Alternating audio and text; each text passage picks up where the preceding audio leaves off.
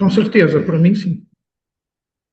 Pessoal, boa tarde. Um prazer estar aqui com vocês hoje, nesse quinto Congresso de Direito Transnacional, de Direito Transnacional, uma parceria da Universidade de Salamanca com o Iberojur, que tanto nos alegra e possibilita que investigações dessa importância e dessa relevância possam ser trazidas aqui nesse espaço. Então, vamos começar o nosso painel. É, Vamos seguir a ordem de apresentação que está no programa, mas vamos verificar quem que já se conectou aqui. Eu não sei se ainda há algum companheiro que irá se conectar. E temos aqui um painel que vai trazer pesquisas em diferentes idiomas. Então, vamos dividir aqui a nossa apresentação em português, em inglês também. E o nosso painel é o oitavo painel sobre direitos humanos e segurança, direitos humanos e seguridade, Human Rights and Security. Então, vamos lá, seguindo o nosso programa. O primeiro seria Francisco Amado Ferreira, da Universidade Lusófona de Portugal. A proposta de artigo é a proteção do turista vítima de crime de oportunidade da União Europeia, as declarações para a memória futura no processo penal português. Francisco já está na sala? Sim, vejo que Estou sim. sim, estou aqui, Pronto. estou aqui. Então, acredito que já possamos começar com a sua apresentação e agradeço desde já, pela sua participação. Muito obrigado, senhora professora Viviane Madeira. Eu é que agradeço a oportunidade que a organização me concedeu de estar aqui a apresentar este tema. Em espanhol, só poderei dizer umas pequenas palavras. Buenas tardes a todos os participantes e graças por la invitación. Para uma universidade que muito prestigiada e que me gusta muito. Vou falar em português, vou falar, portanto, em português. A proteção do turista vítima do crime de oportunidade. Portanto, estamos a falar de vítimas transnacionais, transfronteiriças, que temporariamente demandam outro país apenas para atividades de lazer, ainda que também pode ser por motivos similares, por exemplo, imigrantes que regressam temporariamente à sua, ao seu país, na sua nacionalidade. E são vítimas, por vezes, de crimes ou assistem à prática de crimes e que também não podem ficar muito tempo nesse local de destino, de turismo, à espera dos ulteriores termos do processo penal, muito menos da sua fase final, que é o julgamento. E, portanto, há o risco sempre de se perderem essas provas que poderão ser essenciais para a descoberta da verdade material dos factos e para a boa ou justa decisão da causa. Ora, a União Europeia tem promovido uma política de proteção da vítima e também nesse quadro vitimológico protetivo que se insere o expediente processual que aqui vou falar, que são as declarações para memória futura. A União Europeia, então, promove uma política de facilitação e de proteção da vítima. Lembremos-nos que o diálogo processual no sistema processual penal moderno continua a ser entre o Estado e o delinquente. Portanto, esta inserção da vítima num diálogo triangular tem sido paulatina, mas tem sido promovido, portanto, pela União Europeia. O problema aqui nos chamados crimes de oportunidade, e porque é que se designam crimes de oportunidade, é porque são crimes praticados de impromptu, quer dizer, não planeados, e que onde a vítima está numa situação mais vulnerável e o delinquente sabe disso. De resto, é muitas vezes reincidente nessa prática, é habitual nessa prática. Sabe que o turista, provavelmente, uns dias a seguir, já não estará nesse destino. E, portanto, vê um alvo mais fácil do que outros para a prática dos seus crimes, designadamente do furto, do roubo, de crimes até de natureza contra a liberdade e a autodeterminação sexual, violência física, enfim, por um certo conjunto de crimes que estão mais expostas e mais vulneráveis a esse tipo de vítimas. Ora, então, este expediente que foi criado no processo penal português, no seu artigo 271, número 1, criado logo de raiz na versão originária do Código Processual Penal vigente, visa, sob a decisão e organização de um juiz, o juiz de instrução criminal, digamos que no sistema processual penal português, ainda a fase inicial da investigação, mas, portanto, esse juiz, que é o juiz das liberdades, é que vai dirigir esse expediente processual, e onde estão presentes os sujeitos processuais.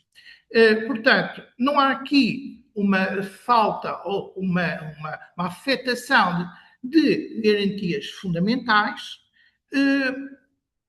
Por um lado, como já aqui referi, permite que a vítima, que não pode mais tarde depor, faça as suas declarações a título cautelar e antecipatório, evita que depois replique essas mesmas declarações em julgamento, evitando assim a chamada vitimização secundária, que é resultante do contacto da vítima do crime com as instâncias formais de controle do crime, designadamente os tribunais. Por outro lado, também previne a vitimização terciária, que é aquela que resulta das represálias dos próprios agressores, já em fase, muitas vezes, de julgamento. E também a sua exposição pública, também previne essa exposição pública. Portanto, é dirigida por um juiz, o arguido, ele próprio pode requerer essa diligência, também está assistido obrigatoriamente por advogado, essa é também uma garantia em geral do processo penal, a assistência de advogado, e em especial neste expediente. Advogado esse, ou defensor, como nós dizemos, no processo penal português, que tem também a possibilidade de colocar questões para além daquelas que os demais sujeitos processuais colocarem. Eu, neste trabalho, o que faço é testar este expediente processual face aos princípios estruturantes do processo penal português e, se quisermos, de um sistema processual penal moderno. Princípios são esses: o princípio da oralidade, o princípio do contraditório e o princípio da imediação. O da oralidade não me parece ter problema, porque até hoje está previsto no sistema processual penal português a possibilidade de gravação audiovisual das declarações produzidas nessa sede e, portanto, não resulta daí nenhum problema. Por outro lado, convém dizer que é sempre possível repetir ou contraditar as declarações depois em audiência de julgamento.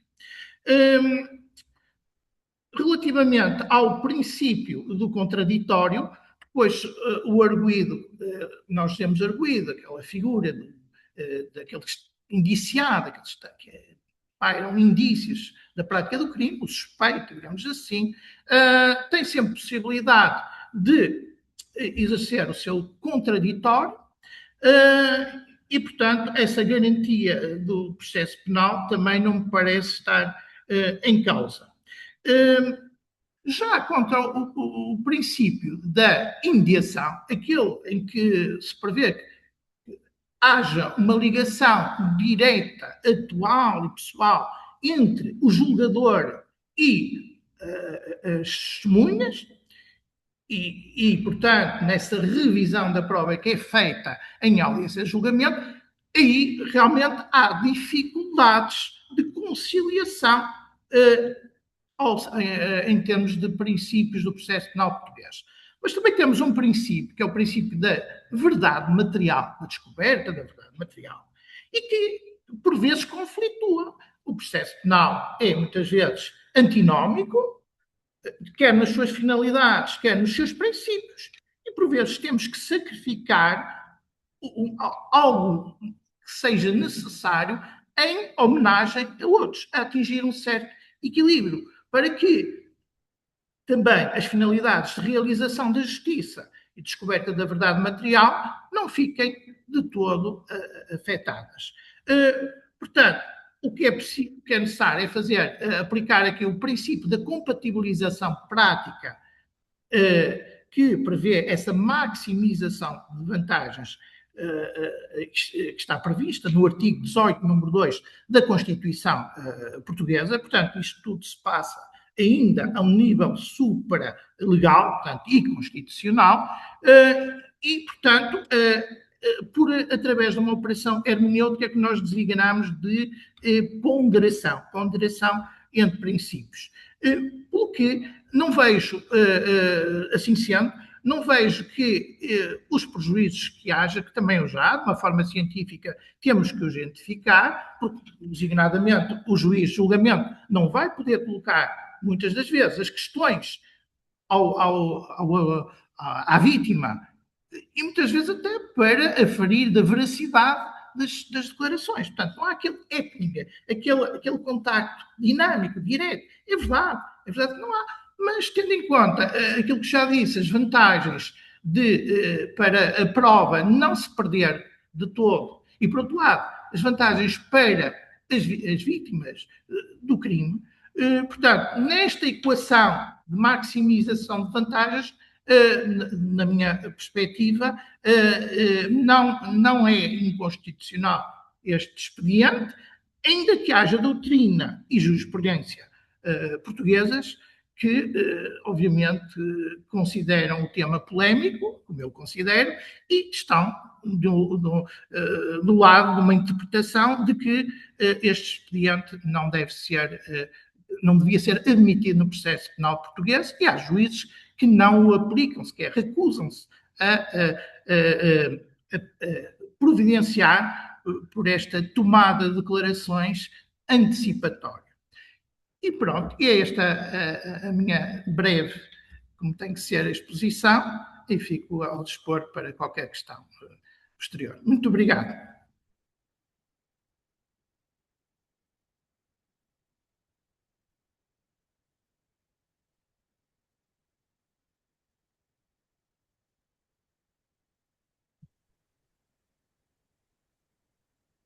Tem o microfone desligado, senhora professora. Tem o microfone desligado. Agora sim, perdão.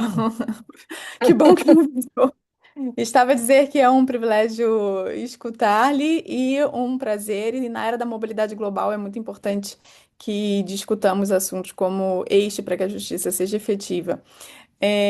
Eu vou mudar um pouco a apresentação para inglês, porque as próximas colegas vão apresentar os seus artigos em inglês, e elas são da Romênia, eu acho que elas não estão nos percebendo, nos compreendendo. Então, I will speak a little bit in English now. I appreciate Francisco for his speech. And I apologize because at the beginning of the panel I didn't introduce myself and I didn't speak English because I thought everyone here was going to speak Portuguese or rather Spanish, but I see that we have some colleagues who will make their speeches in English, I guess, right? Maria Gabriela, Zona? Yes. But no problem. We are Romanian. Romanian is a Latin language. So Spanish, Portuguese, and Romanians are pretty close. Similar. We understood. Yes. Could you understand a little bit? I'm glad to know. Yes.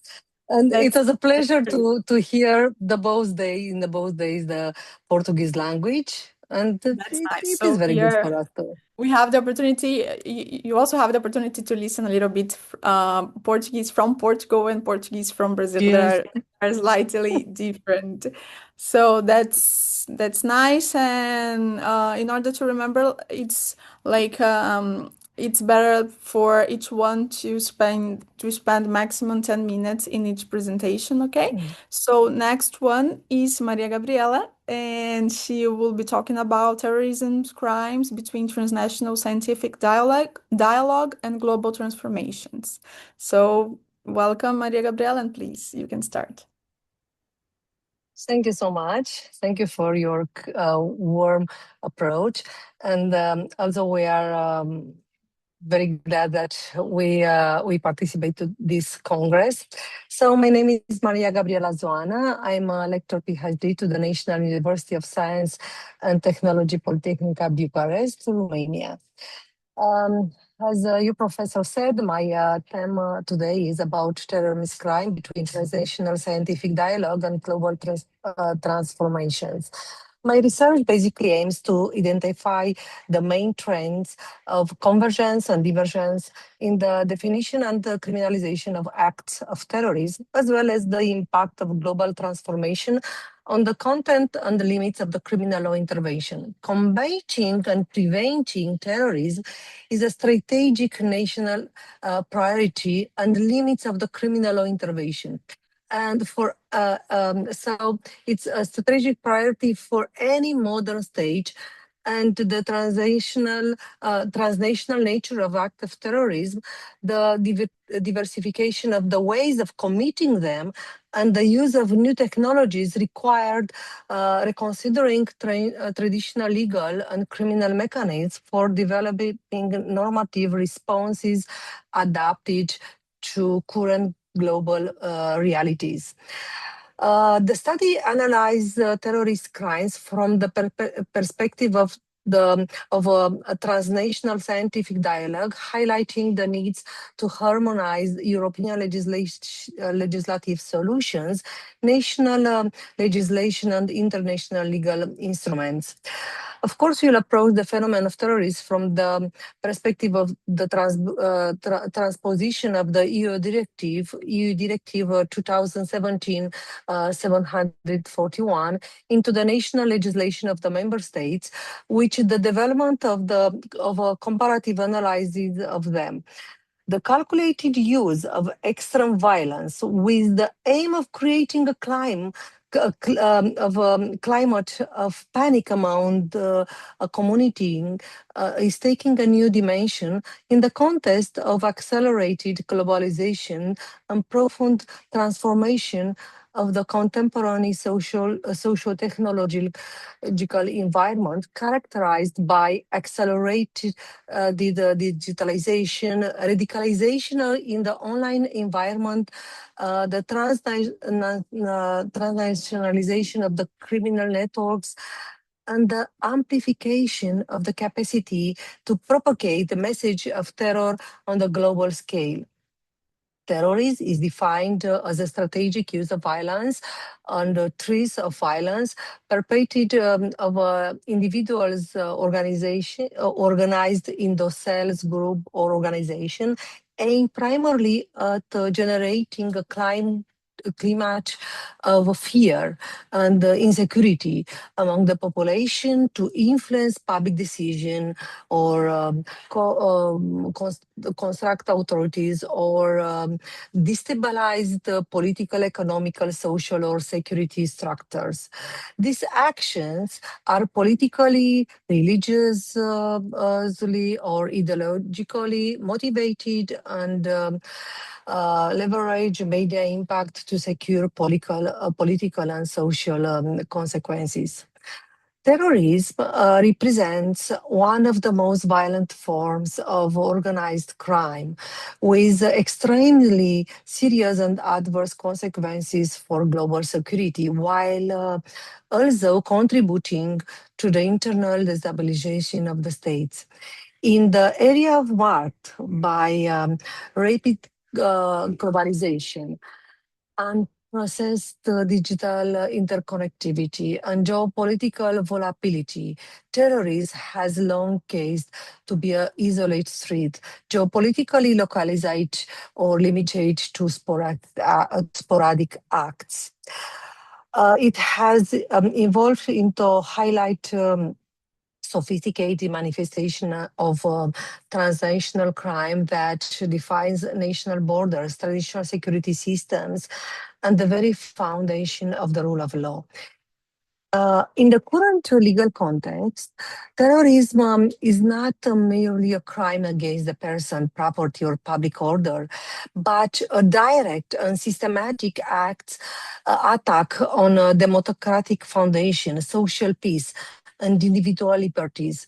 Consequently, analyzing the national and the international regulatory framework is not just a theoretical academic exercise, but a necessary exploitation of the fragile and often strained balance between the imperative of collective security and the guarantee of fundamental human rights. Concerning phenomenon is online radicalization. Online radicalization, which utilize cyberspace and primary tool for propaganda and recruitment.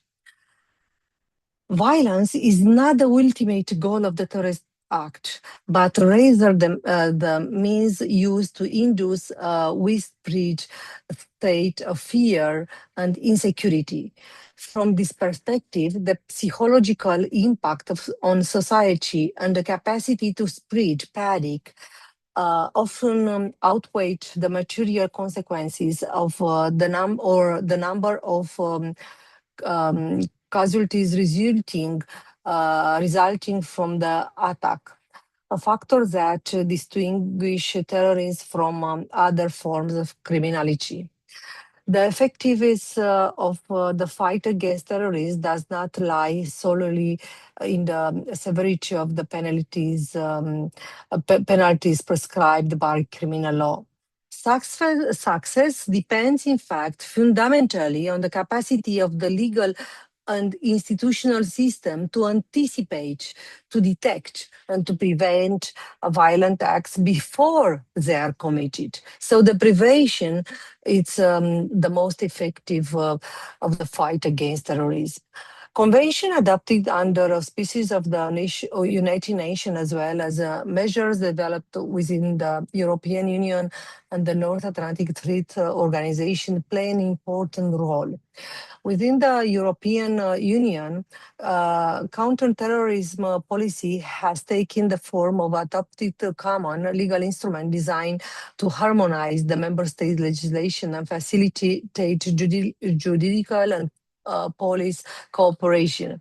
This includes Framework Decision 2002 per 475 on combating terrorism, subsequently replaced by Directive EU 2017 per 541 on combating terrorism, which established common rules regarding the criminalization of terrorist acts, the recruitment and training of terrorists, and financing of terrorist activity, as well as measure for the protection, support, and assistance of victims of the terrorism. Romania transported the directive through successive amendments of the law 535 per 2004 on the prevention and combating of terrorism, the primary domestic legal instrument in the field. The process of aligning the European standards was gradual, driven both by the transposition deadline set by the directive, but also by the infringement proceeding initiated against Romania due to the failure to communicate national transposition legislation. France, for example, as well as a member of a European Union member states, possessed extensive and tragic experience in confronting terrorism, which has completed the French state to become a pioneer in security legislation. Among the most significant events that has shaped the current French legislation framework are, as we know, unfortunately, the attack of Charlie Hebdo office in January 2015, an armed attack resulting in 12 deaths and target freedom of expression, sparkling public outrage and training a major reform of French intelligence services. Another attack was in Paris was in November 2015, and the deadliest attack in France recently history, consisting of a series of coordinating assaults have left 130 people dead and 100 injuries. So, and also another attack in France was in July 2016 in Nice attack. An attack involving a truck driven into a crown on the National Day, resulting 86 deaths. This incident highlighting the threats of the low-caste terrorists and lone wolves, leading to the criminalization of individual terrorist undertakings.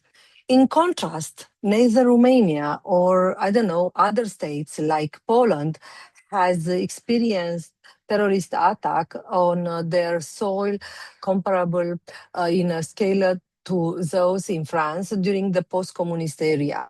The historical perspective explains why France possessed a national anti-terrorism procurer's office, which is unique in Europe, and a more extensive administrative framework. The system took shape in response to actual tragedies and involved other time based on those experiences.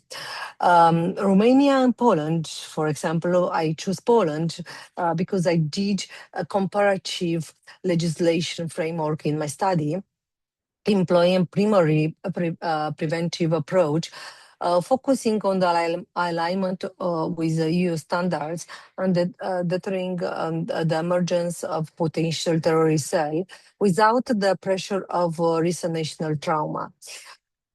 Case law in the field has developed across three interconnected levels: national courts, the Court of Justice of the European Union, CJEU, and the European Court of Human Rights. In my study, also, I spoke about how U.S. Legislation is active in the terrorism field. And just one word, because I know that my time is gone, but it's more in my study. I want to say that in the US, the New York legislation is the strongest one in order of the terrorism framework. So, terrorism, as a conclusion, it's not just a theoretical thing. It's about our security, and the legislation should be not only very strong. The cooperation between states should remain very, very, very strong. Thank you so much. I hope I didn't. No, I it's didn't okay. spend too much We're time. fine. Thank you, Maria Gabriela. Okay. It's great listen to you. Indeed, terrorism is a transnational phenomenon that cannot be Yes. effectively addressed through isolated national policy. So really interesting No, your no, and it it's cannot be international. isolated. Yes. Exactly, and this international scientific cooperation and legal dialogue are, I guess, fundamental to strengthening prevention, as you said. Like prevention is really important, and also prosecution and the protection of human rights. So this discussion is increasingly relevant in a rapidly changing global context. So thank you a lot. Thank The you too. next one is from Brazil. It's Vitória Viana Mesquita and Vera Lúcia Viegas Liquidato. So I will come back to Portuguese now. Duas colegas do Brasil que vão apresentar o artigo intitulado A Convenção das Nações Unidas contra o Tráfico Ilícito de Entorpecentes e Substâncias Psicotrópicas e sua aplicação nas operações de combate ao tráfico internacional de drogas no Aeroporto Internacional de Guarulhos, São Paulo, Brasil. As colegas estão presentes? Se não estão presentes, vamos seguir com a próxima apresentação, que então será realizada por Rogério Luís Seródio, da Universidade de Salamanca, Espanha, e falará o colega sobre justiça penal negociada em delitos econômicos transnacionais. Está aqui presente Rogério Luís Seródio. Tampoco creo, no sé si son personas que están presencialmente, creo que no, porque este painel é completamente online. Esse painel é completamente online, certo? Então, deveriam ter conectado aqui. Não estão presentes, vamos seguir. Parece que vamos ter tempo para conversar mais. Estava preocupada com o horário, mas agora já nos sobra tempo. Então, vamos lá. A seguinte apresentação, the next one then will be held by Cristina Gravila, that it's also from Romania, from the Ministry of Foreign Affairs of Romania, and she will be talking about international cooperation in the field of pharmaceutical crime, legal challenges in the process of signing and ratification by Romania of the MIDI Crime Convention. Really interesting. So Cristina is here. Welcome. Thank you, Vivian, and also thank you for the opportunity to participate to this important conference. Indeed, the principal subject of my paper is the MIDI Crime Convention. Yes, I also worked I was in a working group here in Romania to do the steps for sign and ratification of the MIDI Crime Convention. So I have a practical background about this subject. So the protection of public health is a central pillar of the Council of Europe, a regional body with a major impact on international legal standards regarding human rights, democracy, and the rule of law.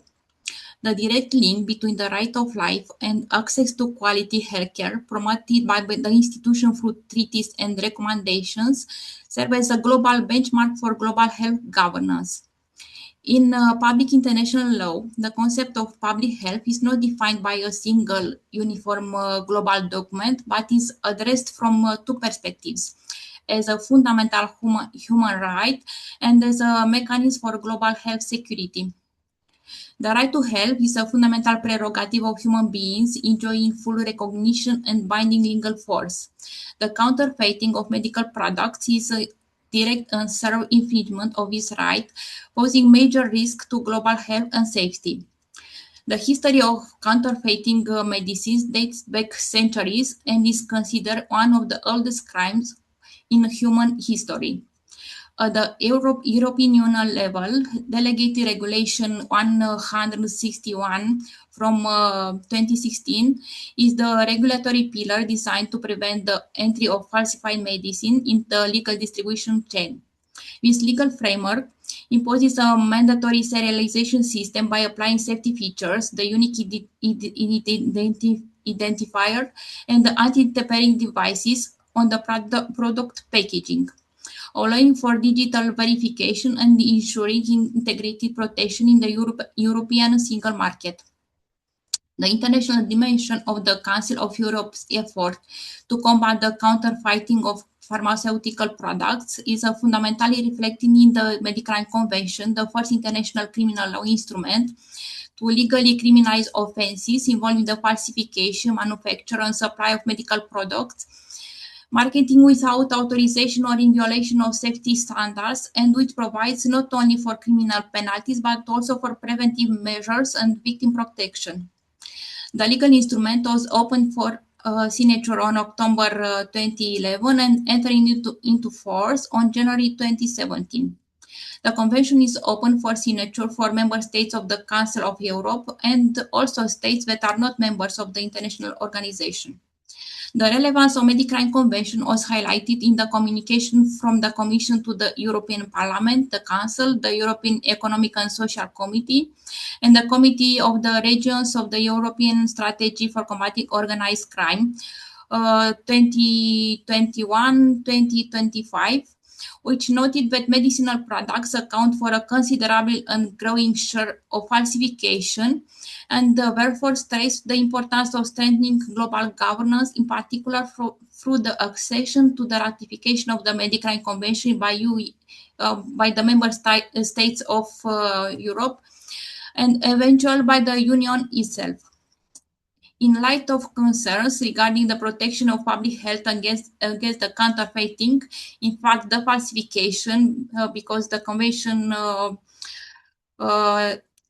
talk about falsification, not counterfeit, is the meaning of the term, of medical products in all regions of the world. Article 22 of Medicrime Convention provides that the signatory states undertake to include or appropriate the prevention and combating of counterfeiting of medical products and similar offenses that endanger public health in development assistance programs intended for third countries.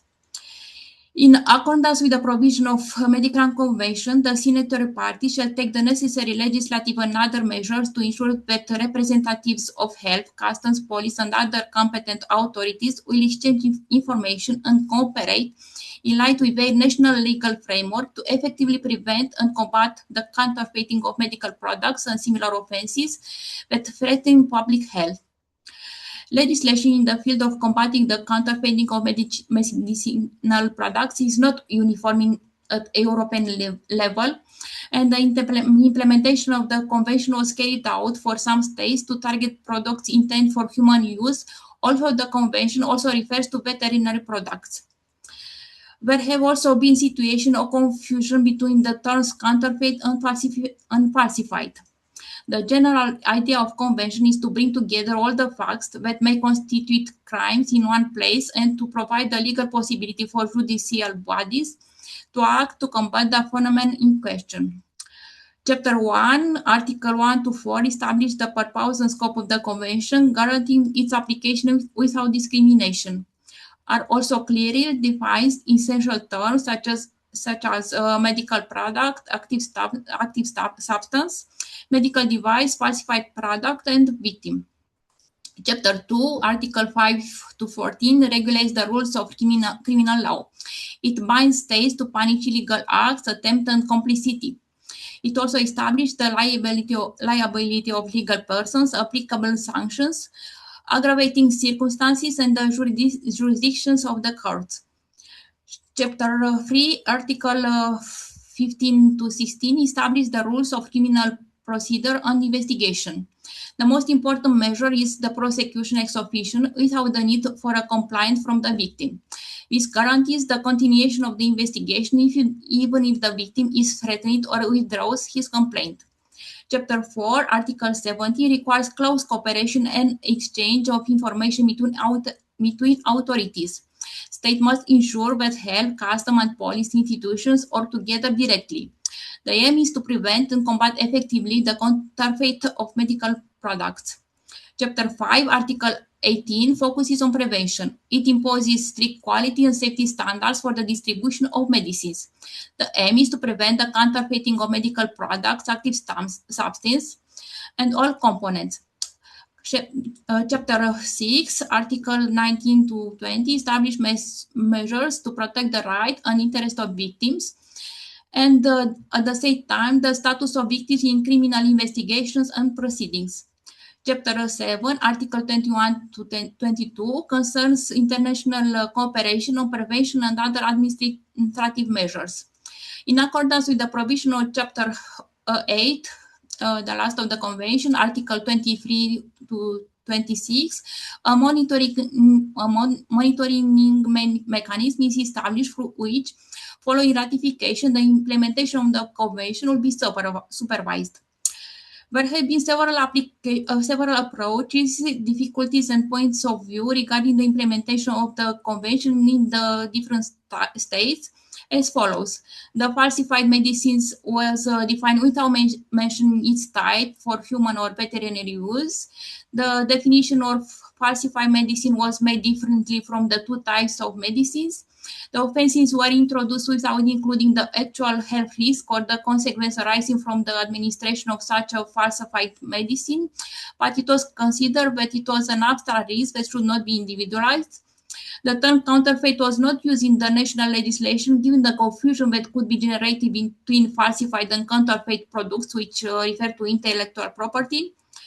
The provision of high prison sentences in the national legislation, starting from 6 months to 3 years in the case of the use of falsified documents, between 3 and 5 years for commercial activities with falsified medicine, and between 5 and 8 years for the actual falsification of these products. The high penalties are necessary to be able to use special investigative techniques, like home searches, technical surveillance. Some states have opted for the identical sanctions, namely 5 years imprisonment for standard offenses and 7 years for those committed in aggravating circumstances. Also, some states regulate more drastic punishment for medical specialists. Certain articles were contrary to the national constitution were not implemented. It was not understood in some states how a law enforcement agency can carry out activities to protect victims of these crimes. And also were created single points of contact in member states of the convention. A conclusive example in this regard is the counterfeiting and trafficking of herceptin drug used to treat cancer by entities in the Western Europe, including Romania, that demonstrated that in such situation can be countered by collaboration between law enforcement bodies through a common legislative instrument. The signing and the ratification of the convention by Romania were provided for in the last national anti-corruption strategy of Romania, as well as the national strategy against organized crime. And the future accession of Romania to the convention requires an intervention in the domestic legal framework to align the national legislation with the provisions of the convention. Thus, in order to sign the Medical Convention by Romania, the following steps were taken. The analysis of the compatibility of the internal framework with the provisions of the convention was completed, which revealed the needs for legislative intervention as well as the need by the criminal law code, as well as the need to leave the reservations with the strict and restrictive limits provided for the convention. The procedure for negotiation and signing the convention was initiated, which involves the drafting of a memorandum, the interinstitutional approval procedure, and its approval by the government. The procedure for drafting the draft law for the ratification of the convention and the subsequent legislative process follows these steps. And also, some months ago, Romania answered to the questionnaire of the Council of Europe regarding the Medical Convention, and this answer to the questions of the questionnaire are on the website of the Medical Convention, can be found there. So this is my presentation. Thank you. Thank you, Cristina. It was really interesting indeed.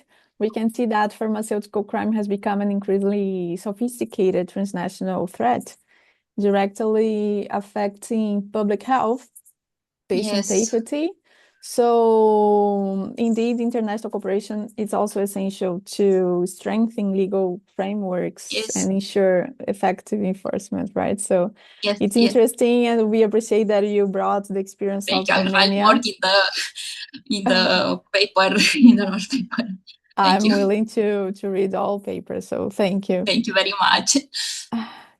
I will come back to Portuguese right now because some people that were like, actually, I don't know if you guys can see all the messages here, but I've called Vitória before and she now entered the room because she was in the wrong link. So, voltando para o português, a gente iria seguir aqui a ordem das pessoas que já estão apresentando, mas como fizeram um pedido aqui nas mensagens para que a Vitória apresentasse logo, vamos retornar então ao nosso programa. E a Vitória, Viana Mesquita e a professora Vera Lúcia Viegas Liquidato, da Universidade Federal do Maranhão, propõe um trabalho intitulado A Convenção das Nações Unidas contra o Tráfico Ilícito de Entorpecentes e Substâncias Psicotrópicas e sua aplicação nas operações de combate ao tráfico internacional de drogas no Aeroporto Internacional de Guarulhos. Então, eu entendo que a Vitória já está online aqui, certo? E passo a Isso palavra. mesmo. Vocês me escutam? Sim. Conseguem me escutar perfeitamente? Muito obrigada. Meu nome é Vitória Viana Mesquita e apresento hoje o trabalho intitulado Convenção das Nações Unidas contra o Tráfico de Drogas e Entorpecentes e sua aplicação nas operações de combate ao tráfico internacional de drogas no Aeroporto Internacional de Guarulhos. Este estudo foi desenvolvido em autoria com a professora doutora Vera Lúcia Viegas Liquidato, a quem desde já eu agradeço profundamente pela orientação. Podendo prosseguimento, o objetivo é analisar como os tratados globais de repressão ao narcotráfico se materializam no maior terminal aéreo do Brasil, confrontando a busca por eficiência policial com as barreiras intransponíveis das garantias processuais penais. Como se sabe, o tráfico internacional de drogas é um dos fenômenos mais complexos do crime transacional contemporâneo. A América do Sul concentra a produção mundial de cocaína, o aeroporto internacional e o aeroporto de Guarulhos atua como um dos principais polos logísticos de escoamento dessas substâncias para a Europa, a África Ocidental, a Ásia. E como esse terminal tem um fluxo intenso, eles enfrentam desafios para lidar com a questão do tráfico, especialmente com o uso frequente dos chamados correios de tráfico ou mulas. O problema da nossa pesquisa é verificar em que medida os mecanismos de cooperação internacional da Convenção de Viena, de 1988, encontram efetiva aplicação nas rotinas de Guarulhos. Contudo, eu gostaria de fazer uma ressalva metodológica. Essa pesquisa foi construída estritamente por levantamento bibliográfico e documental, ou seja, não acessamos autos sigilosos ou dados internos da Polícia Federal e da Receita Federal. Portanto, nós investigamos a efetividade normativa e jurisprudencial e focamos em analisar como o direito brasileiro internalizou esses institutos e como os tribunais superiores tratam a validade jurídica dessas operações. A Convenção de Viena, de 1988, foi promulgada no Brasil pelo decreto número 154, de 1991, e estabeleceu a base global para a cooperação jurídica internacional. E, para o nosso estudo, interessam diretamente três desses institutos. Primeiro, o intercâmbio da inteligência, que é baseado na troca de dados de inteligência entre as agências nacionais e estrangeiras, para de analisar a questão do risco aduaneiro das nossas fronteiras. O segundo, assistência judiciária mútua, por meio do qual se concretiza a colheita de provas e atos processuais no exterior através das autoridades. E, por fim, a entrega vigiada, que é uma técnica invasiva que a polícia monitora e retarda o flagrante de uma carga ilícita identificada para prender os reais destinatários no país de Chile. No direito brasileiro, a entrega vigiada sofre uma aparente antinomia normativa, ou seja, o artigo 53, inciso 2 da Lei de Drogas, exige a autorização judicial prévia e auditiva do Ministério Público para o retardamento do flagrante. Por outro lado, o artigo 8 da Lei 2.850, acerca das organizações criminosas, exige apenas a comunicação prévia ao juiz. Como o tráfico internacional em Guarulhos quase sempre é operado por estruturas de organização criminosa, esses dois regimes concorrem na prática. Contudo, os tribunais superiores aplicam rigidamente o princípio da especialidade. Por se tratar de narcotráfico, a lei de drogas prevalece. Logo, o alvará de autorização judicial prévia é um requisito obrigatório intransponível para a validade da medida. E é importante fazer uma distinção na análise da questão de Guarulhos. Por quê? A primeira é a questão da interdição unilateral. Porque a rotina aduaneira, o escaneamento de bagagens pela Receita Federal, as apreensões da Anvisa e as prisões em flagrante efetuadas pela Polícia Federal representam o exercício puro da soberania nacional sobre um crime com conexão internacional. Então, desse tipo de ato, não há necessariamente cooperação jurídica internacional no sentido técnico. A cooperação internacional prevista na Convenção de Viena surge, de fato, em um grupo restrito de casos, na entrega vigiada internacional, combinada com o país destino, no cumprimento de cartas rogatórias de assistência mútua e no intercâmbio de inteligência com agências como a DEA e a Europol. Com efeito, os dados da inteligência estrangeira impõem certos limites probatórios na cerca da fiscalização. Contudo, eles não possuem valor de prova autônoma. Porque, no Brasil, para ingressar uma ação penal, a informação tem que ser judicializada, documentada, respeitando rigorosamente a cadeia de custódia prevista no nosso Código de Processo Penal.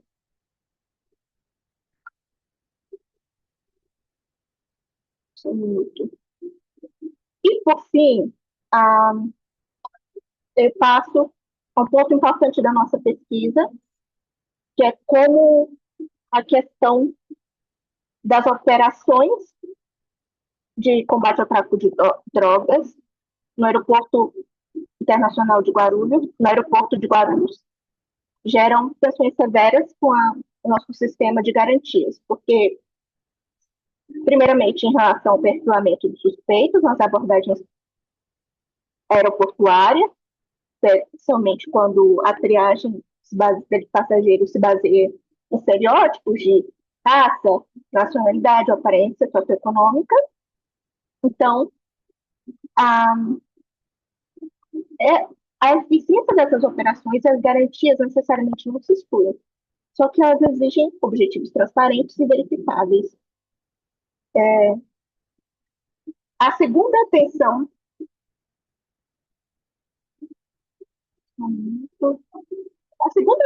de ordem processual diz respeito à estrita legalidade da prisão, porque a validade da entrega vigiada pressupõe que a autoridade atua estritamente sob o manto do flagrante esperado, precisando-se monitorar o delito pré-existente. E isso não se confunde com o flagrante preparado, que é o que é vedado pela súmula 145 do STF, ou seja, se a polícia xingar, induzir ou facilitar artificialmente a conduta, será configurado um delito, um crime possível, que gera o relaxamento da prisão e liberdade absoluta de todos os atos dissuasórios.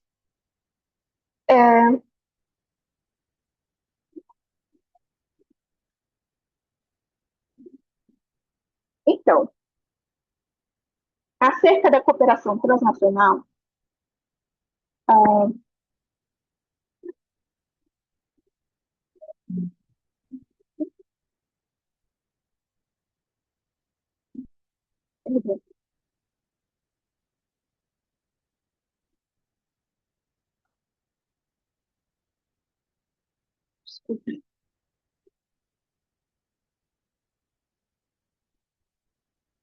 Sim,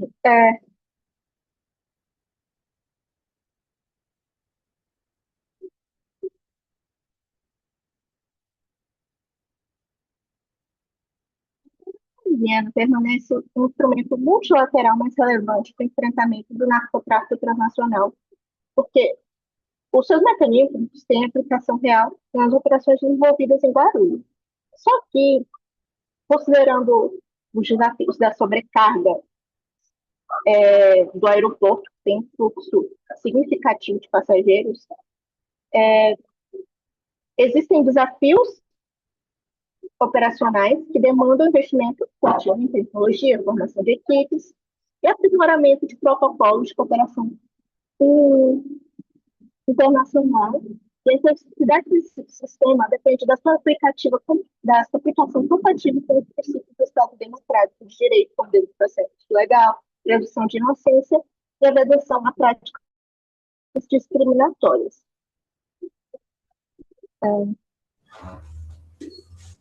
Eu gostaria apenas aqui, a professora Vera, que ela está sendo orientada por mim, de convidar todos vocês, em razão do adiantado do tempo e da necessidade das outras apresentações, da leitura do trabalho que está em evolução. Vamos entregar o trabalho e a ideia da Vitória era apresentar o panorama desse tema muito importante de tráfico internacional, aeroporto de Guarulhos, a necessidade da cooperação transnacional.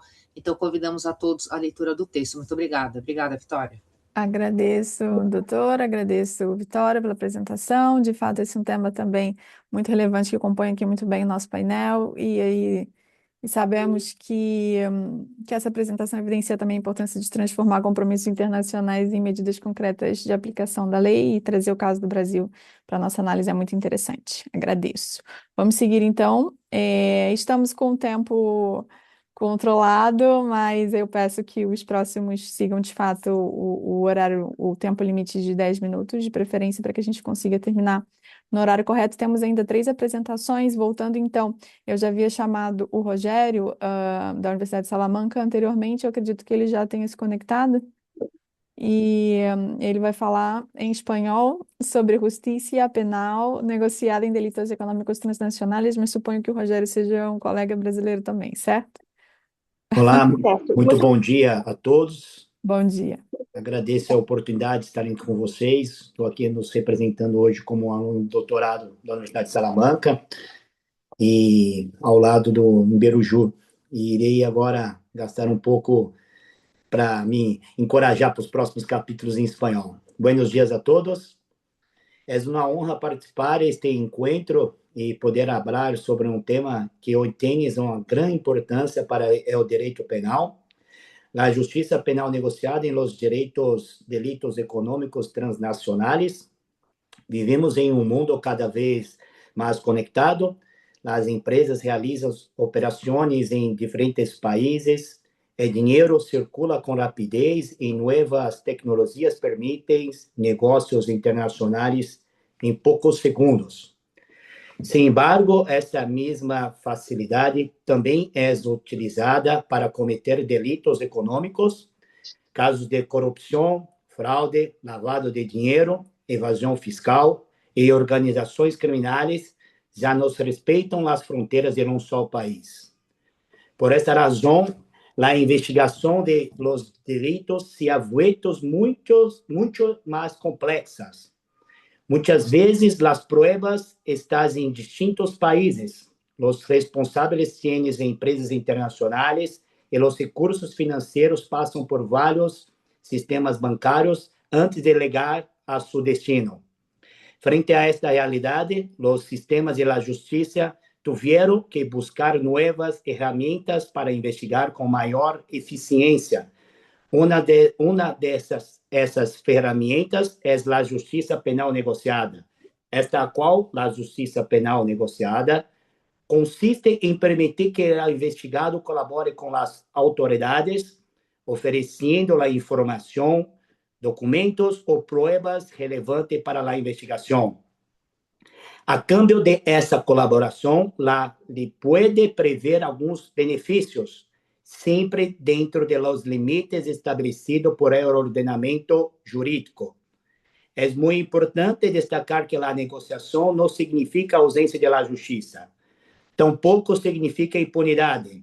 Seu objetivo principal é obter resultados mais eficazes para descobrir delitos complexos, identificar as responsáveis principais e recuperar os recursos obtidos de forma ilícita. E os delitos econômicos transnacionais, esta é uma ferramenta que pode ser especialmente útil.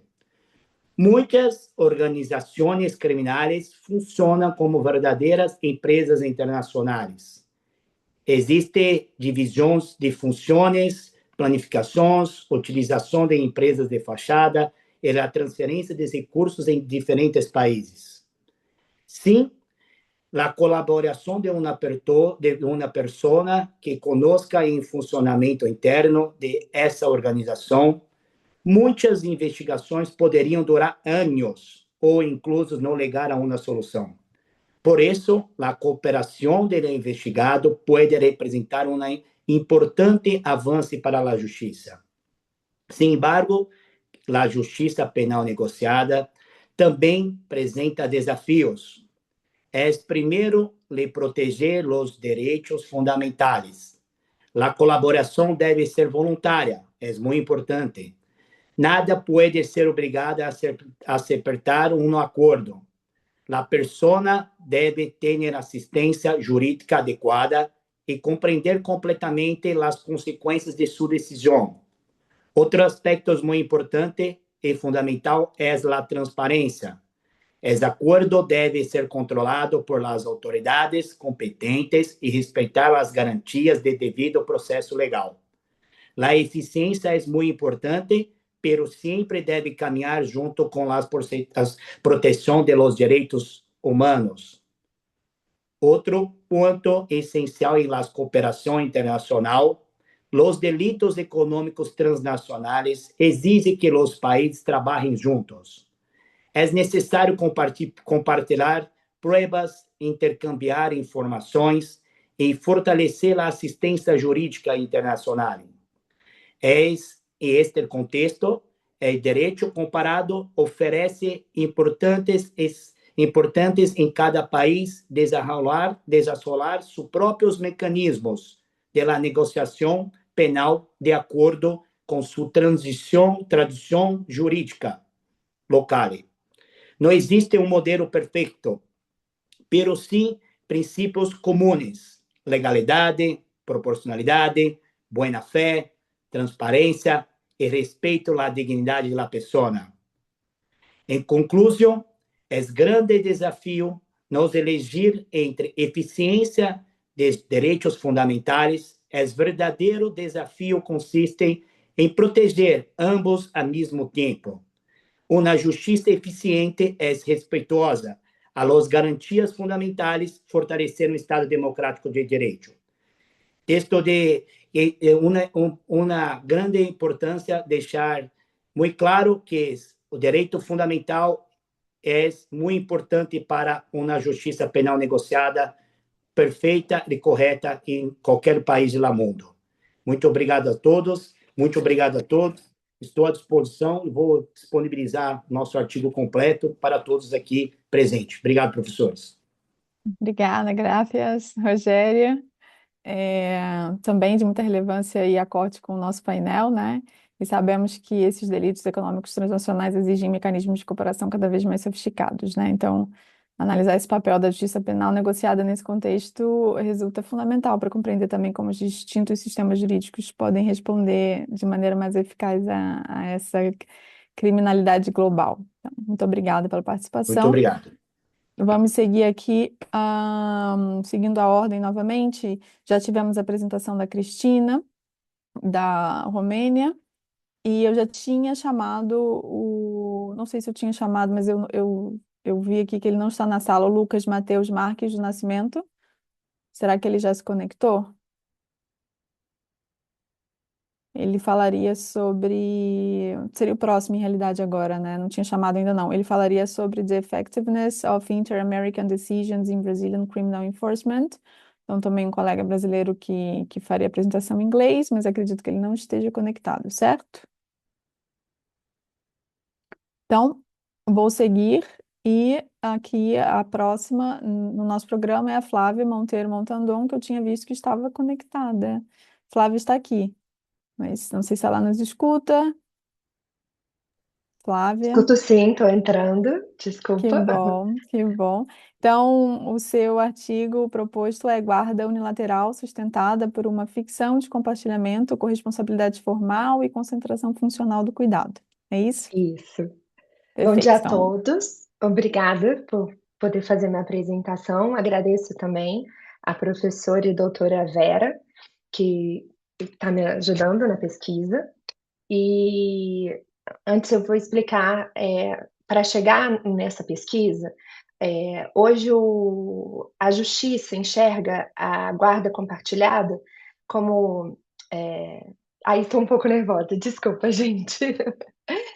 tá tranquilo, e estamos com bastante tempo. No final das contas, o nosso painel estava previsto até 5 horas da tarde, então a gente não tem tempo para comentar e discutir os temas se vocês desejarem até esse horário. Então fique tranquilo que estamos com tempo. A mãe, quando ela já fica grávida, o sistema de justiça, ele já ela não tem uma liberdade para ela fazer o que ela quiser com o feto. Eu não estou entrando em questões jurídicas. Depois, se ela avançar com a gravidez e ela ter o filho, ela também não pode fazer a doação para quem ela quiser. O sistema jurídico, ele já toma conta daquela situação. O pai, ele só vai assumir no ato do registro a criança. E essa criança, ela só vai ser, o pai só vai contribuir se a mãe entrar com o pedido de pensão alimentícia. E quando a mãe entra com esse pedido de pensão alimentícia, na maioria das vezes, é consolidado, né, em diversos países o modelo jurídico de guarda compartilhada. E esse modelo de guarda compartilhada, ele obviamente tem algumas situações que são excelentes, mas ele é fictício, porque hoje quem cuida da criança é quem tem a guarda. E quem leva na escola, quem leva para uma consulta, quando essa criança adoece, os custos extras dessa criança e os custos psicológicos dessas crianças, hoje o judiciário não enxerga. Então, a minha pesquisa partiu disso, porque a guarda compartilhada hoje, a grande pergunta é: a existência de uma guarda compartilhada formal significa necessariamente que a parentalidade está sendo exercida de forma compartilhada? Então, essa situação eu denomino de ficção de compartilhamento, que é a guarda compartilhada se ela é formalmente compartilhada, mas o exercício cotidiano da parentalidade permanece concentrado de forma predominante em uma pessoa só, de quem é essa pessoa que cuida. O direito hoje, ele consegue definir direitos e deveres, mas ele ainda possui poucos instrumentos para identificar quem efetivamente organiza o cuidado.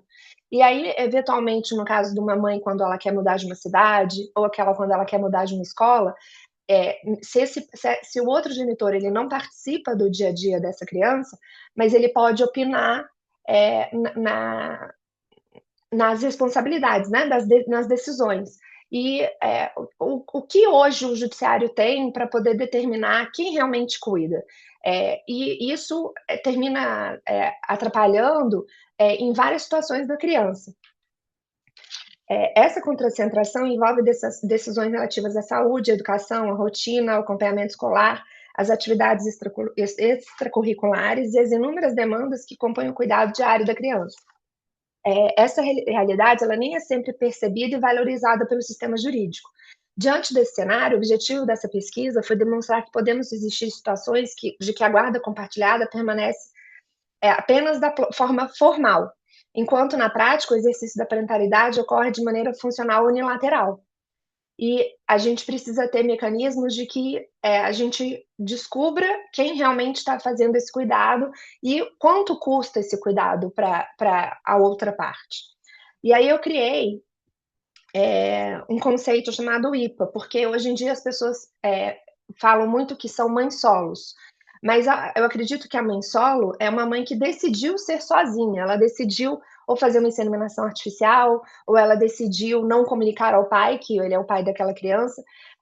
Eu chamo de mãe IPA, que é uma mãe posta pela ausência. Ela tem a guarda compartilhada, mas o pai não participa. Então, ela não pode se denominar uma mãe solo, ela é imposta, ela não tem a participação porque outro decidiu não estar.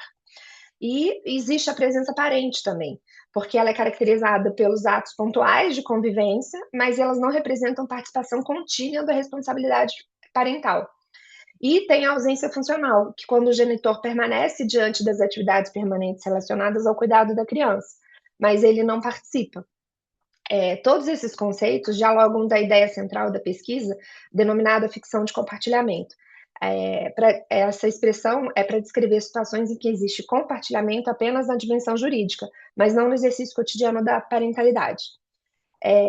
Ela trata de uma pesquisa qualitativa baseada em revisão bibliográfica, analisada da legislação, da doutrina e da jurisprudência, buscando construir categorias capazes de analisar o exercício efetivo da corresponsabilidade parental. Os resultados indicam que o sistema jurídico ainda privilegia critérios predominantes formais para caracterizar a guarda compartilhada. Esses critérios nem sempre conseguem revelar como as responsabilidades parentais estão efetivamente distribuídas no cotidiano da criança.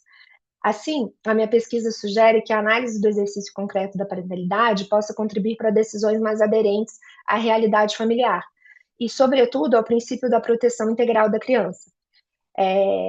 Eu gostaria de afirmar que a efetividade da guarda compartilhada não depende apenas da existência de uma decisão judicial, mas da participação concreta, contínua e responsável dos genitores na vida dos filhos.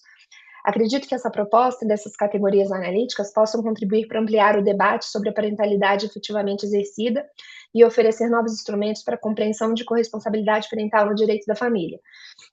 E fazendo essa pesquisa, eu criei um aplicativo que ele consegue aferir e a mãe consegue colocar todas as informações da criança, tanto de saúde como de dia a dia, e a gente tem um aplicativo iFood, a gente tem um aplicativo da Uber, que ele demonstra quando que o carro está chegando, né? Quando o pedido vai chegar.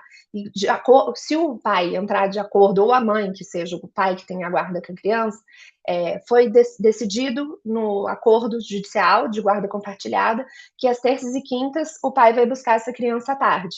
Então, naquele momento, ali a 10, 15 minutos antes, esse vai ser um acordo dentro do aplicativo, ele passa a compartilhar a informação com a mãe ou com o pai de quem que vai buscar, para que haja uma previsibilidade de acordo com quem está funcionando a guarda compartilhada.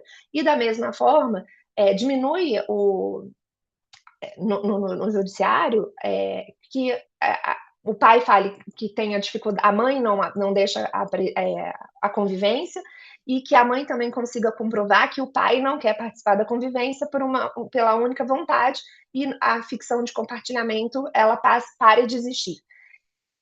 Hoje o aplicativo ele já está em teste e acredito que ele também gera dossiês em relação de pagamentos, em relação do dia a dia, em relação a consultas médicas, a odontológicas, para que o judiciário hoje consiga enxergar de quem realmente participa da guarda compartilhada e não seja só uma ficção.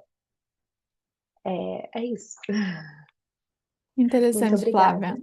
Agradeço pela sua colocação e pensando também no mundo global e com movimentos constantes, a efetividade disso quando a gente fala de outras jurisdições é ainda mais complicado, né? E interessante essa sua iniciativa do aplicativo e como que a tecnologia pode também estar a serviço da efetividade dos direitos. Muito interessante. Todos os artigos aqui muito interessantes. Vou chamar novamente o Lucas. Não sei se ele se conectou, se alguém está aqui representando.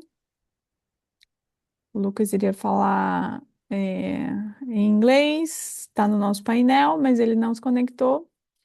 Então, vamos encerrar. Mas antes de encerrar, gostaria de saber se no início eu corri um pouquinho, não comentei muito a exposição do Dr. Francisco, porque já entrei preocupada com o tempo. No final das contas, sobrou um pouquinho de tempo para nós discutirmos ou fazermos perguntas aos colegas reciprocamente. Não sei se alguém deseja fazer alguma colocação final, mas abro espaço se alguém desejar.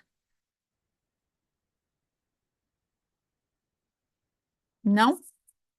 Todos muito bem, então tenho certeza que os colegas aqui presentes vão ler os artigos, e eu já estou ansiosa pela publicação para que também possamos ler na íntegra tudo que aqui foi discutido. Tivemos um painel interdisciplinar focando em direitos humanos e segurança, e também um painel em diferentes idiomas, né? Falamos português, português de Portugal, português do Brasil. Falamos inglês, espanhol também, então esse é o espírito do Iberojur, unindo não só a Iberoamérica, mas também de uma forma transnacional. Tivemos aqui representação da Romênia, muito interessante ter esse intercâmbio cultural jurídico, né? Então, eu agradeço a todos os presentes, sabemos dos prazos devidos para o envio dos artigos para publicação, e qualquer dúvida sempre pode ser dirimida com a diretoria através do e-mail, e eu agradeço a oportunidade de estar aqui com vocês hoje. Obrigada.